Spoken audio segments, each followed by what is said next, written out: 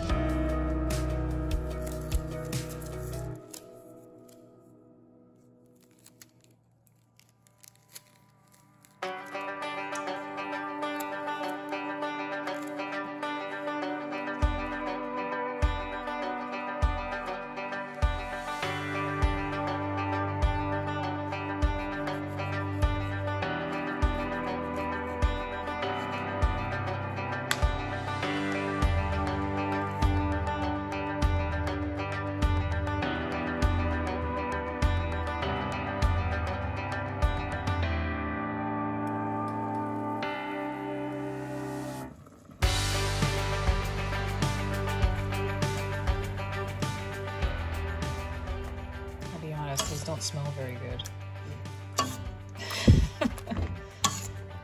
Well, they kind of smell, I mean, you can kind of smell the cranberry. I had been told that these don't smell that great, but they kind of smell like a mix between cranberries and dirty socks. So, very interesting. Show you what a seed looks like. That's a cranberry, Highbush cranberry seed. It's this tiny little flat circle.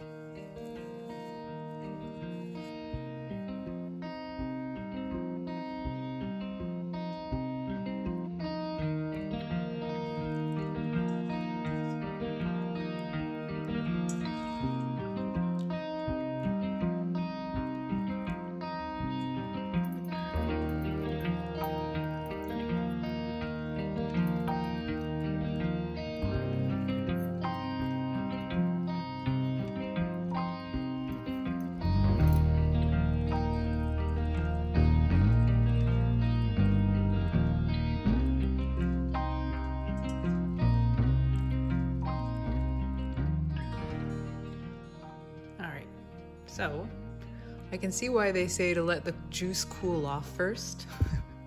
This was a little hard to handle when it was hot, so I took the liberty of not letting it cool off and I suffered. So anyway, advice to anyone out there who's gonna try this, let the juice cool off, or like the cranberry solution cool off before you strain it in the cheesecloth. But yeah, it makes a mess. So there's lots of splashing and things. Luckily it doesn't stain the countertop, so that's another thing to keep in mind. It won't stain. It just comes right off, which is great.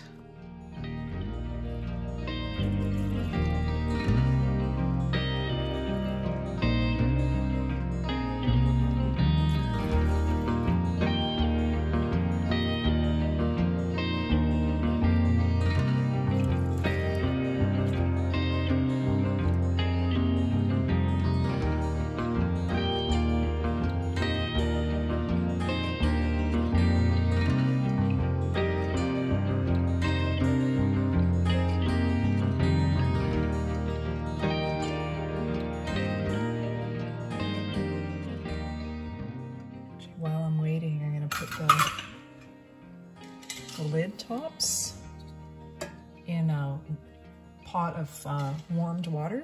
I have a few different sizes there, but that's just warm water to get them to kind of soften up, ready for sealing. And I have this little handy magnet thing, so when I'm ready, I can just lift them out so it's not too hot on my fingers.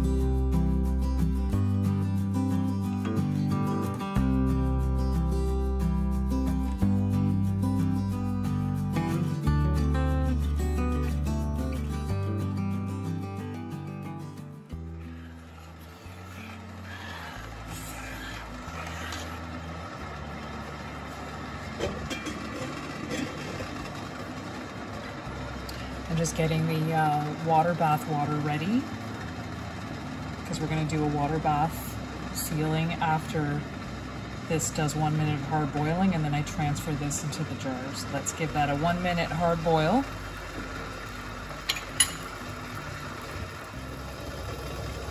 You can see the foam is starting to form on top. Okay, I'm going to remove that from the heat. Some of that foam off the top. There actually isn't that much. So these jars are still warm from when I sterilized them earlier.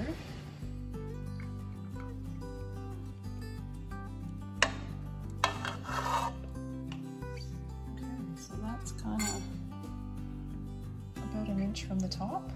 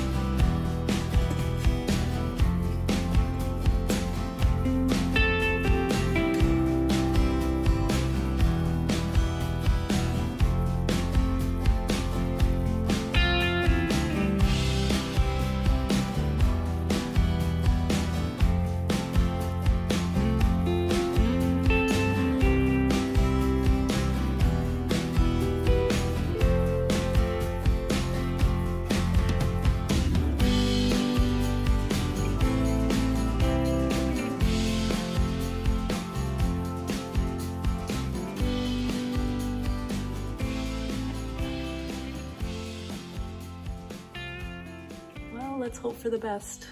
I don't know if it's gonna turn to jelly or not, but we'll see. That was kind of fun, actually.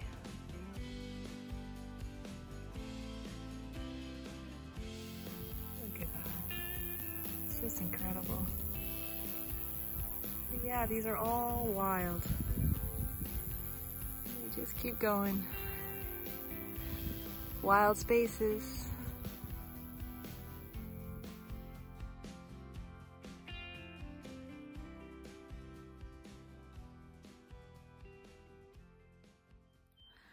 Just checking out my little peppermint plant here. This was a gift from my cousin and her husband, two of my favorite people. So that looks like it's doing well. I'm gonna find a container to plant that in so it doesn't spread all over the place, but we do love peppermint tea, so that's gonna be added to our garden. I always love to check the garden to see what's happening. Look at this. Those are snow pea flowers. So we're gonna get some snow peas soon. Look at that. Aren't they just lovely? Quick little tour to see what's happening in the garden. So we've got tomato blossoms. We've got a few little tomatoes starting, so they've all recovered quite beautifully. Oh, here's a little tiny tomato. There. Little tiny thing. Oh, and this one's got a little cluster. Oh, I love these. These are the sakuras. They grow like grapes. Oh, they're just very abundant, and we've got already some there, so I'm gonna have to prune these and tie these up because they're starting to get big. Blueberries are quite abundant this year, so that's nice to see. We'll have to fight the birds for these, but there they are. Parsley, nice and healthy. Kohlrabi, nice and happy. Lots of pumpkins. There's that onion flower again. Look how pretty. Okay, so let's see how we did. I don't know. This is looking kind of promising, kind of not, so I don't know. Let's see. I'm okay with failure. That's how I learn. But let's see how we've done here. Need a little assistance here. Whew. All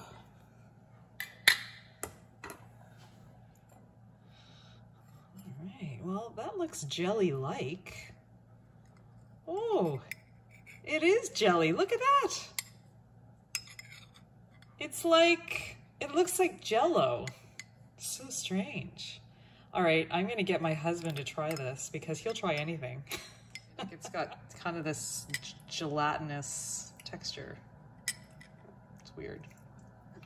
Okay, so I don't really like the smell, so I'm gonna get Jonathan to try it. To smell it. Smell it. Tell me what you think. I think it smells kind of like dirty socks. Tell me. Yeah, it's like cranberries and dirty feet, not dirty socks. But I'll eat it. I'll try it. Ew. Cracker. He's the guinea pig. We decided on a cracker instead of toast. So let's see how this goes. Let's see what his reaction is. You like it? Yeah. Yeah, I like it? Yeah. Oh. That's good. Honey, that's so nice. All right, well, we have mixed reviews on the results, but well, dirty feet. Yeah, I mean, I don't know if you're trying to sell it, because if you use dirty feet, I'm not trying to sell it. I want an honest review. That's my honest review. No one's going to make it if they think it smells like dirty feet. But it tastes pretty good, right? Like, it's actually pretty good. It actually does taste good, yeah. And it would be good if it was chilled. Yeah. Okay, well, there you go. There you have it. That's our... No, yeah? thumbs up. All right, honey. Thank you. What a gift on these rainy days when we get a rainbow right outside our door. I hope you guys all have a wonderful week. And I wanted to thank you so much for joining me here at Tiny Barn Farm. And we'll see you next time.